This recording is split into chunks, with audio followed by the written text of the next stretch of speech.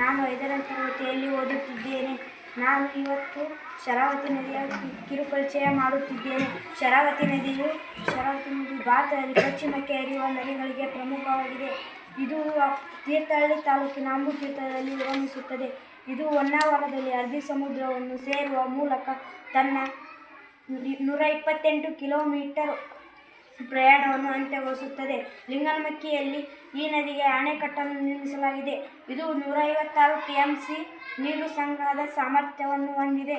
ಶರಾವತಿ ನದಿಯು ಸಿಗಂದೂರು ಎಂಬ ನದಿ ನಿರ್ಮಿತ ದ್ವೀಪವನ್ನು ನಿರ್ಮಿಸಿದೆ. ಶರಾವತಿ ನದಿಯು ಶಿವಮೊಗ್ಗ ಜಿಲ್ಲೆಯ ಸಾಗರ ತಾಲೂಕಿನ ಜೋಗ್ನಲ್ಲಿ ರಾಜಾರಾಣಿ ರೋವರ್ ಮತ್ತು ರಾಕೆಟ್ ಎಂಬ ಜಲಪಾತವನ್ನು ನಿರ್ಮಿಸಿದ್ದು, ಇದಕ್ಕೆ ಜೋಗ್ ಜಲಪಾತ ಎನ್ನುವರು. ಜೋಗ್ ಜಲಪಾತದ ಬಳಿ ಮಹಾತ್ಮ ಗಾಂಧಿ ಜಲವಿದ್ಯುತ್ ಸ್ಥಾವರವನ್ನು